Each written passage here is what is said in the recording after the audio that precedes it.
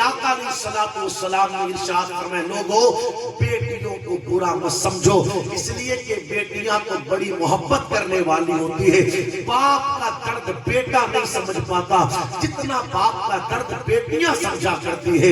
انہیں پتا رہتا ہے کہ میرے باپ کی کنڈیشن کیا ہے، انہیں پتا رہتا ہے کہ میرے باپ کے حالات کیا ہے، انہیں پتا رہتا ہے کہ میرا باپ کس دور سے گزر رہا ہے۔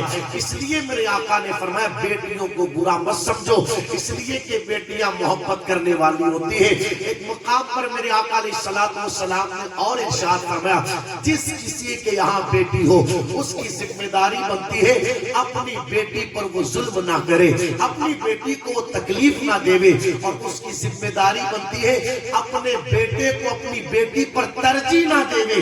اس لیے کہ ہم نے معاشرے میں یہاں تک دیکھا کہ لوگ جب گھر پر کوئی چیز لے کر کے آتے ہیں تو بیٹوں کو زیادہ کھانے کے لیے دیتے ہیں اور بیٹیوں کو کم دیتے ہیں، اس لیے کہ معاذ اللہ وہ یہ سمجھتے ہیں کہ یہ تو پرائی چیز ہے، آج ہمارے پاس ایک کل اسے چلے جانا ہے۔ لیکن تجھے پتا نہیں نادان تیری بیٹی جس دن تیرے گھر کے اندر آئی تھی اللہ اکبر وہ صرف اپنے لیے اپنا رزق لے کر کے نہیں آئی، بلکہ جب وہ آئی تھی تو اپنے ساتھ میں خدا کی رحمتیں تیرے گھر پر لے کر کے آئی تھی، تیرے گھر پر خدا کی برکتیں لے کر کے آئی تھی۔ اور میرے آقا علیہ الصلوۃ والسلام کا فرمانے عالی شان ہے جب گھر میں کوئی چیز لے کر کے آؤ تو تمہاری ذمہ داری بنتی ہے کہ پہلے اپنی بیٹیوں کو دیا کرو اس کے بعد میں بیٹوں کو دیا کرو، اس لیے کہ بیٹیاں بڑی نازک دل کی ہوا کرتی ہے۔ تو میرے آقا نے فرمایا جس کے یہاں پر بچی پیدا ہو اس کی ذمہ داری بنتی ہے کہ بچی کو برا بھلا نہ کہے، اس پر ظلم نہ کرے اور بیٹے کو بیٹی پر ترجیح نہ دے۔ جس بندے نے ایسا کیا اللہ تبارک و تعالی اس باپ کو کل قیامت کے دن جنت میں داخل فرما دے گا۔ اور ایمان دیاری سے آنے والی روایت کو سننا انشاءاللہ ایمان تازہ ہوگا۔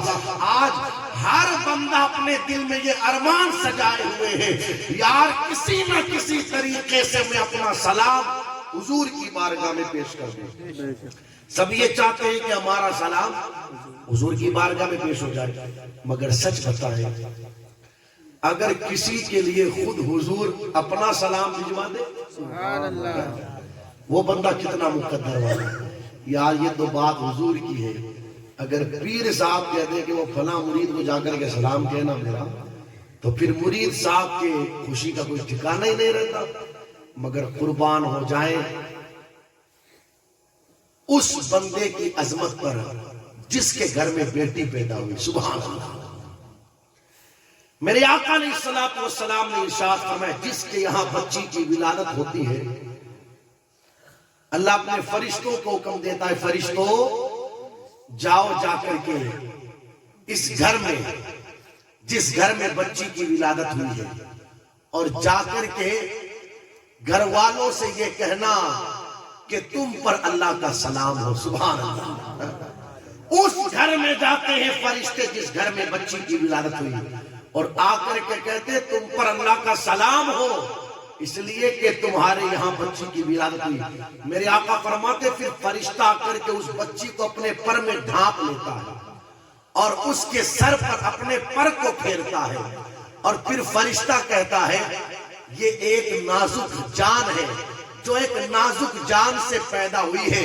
پھر فرشتہ کہتا ہے جو صحیح طریقے سے اس کی کفالت کی اس کی پرورش کی ذمہ داری لے لیتا ہے کل قیامت کے دن پروردگار عالم اس بندے کی مدد فرمائے گا۔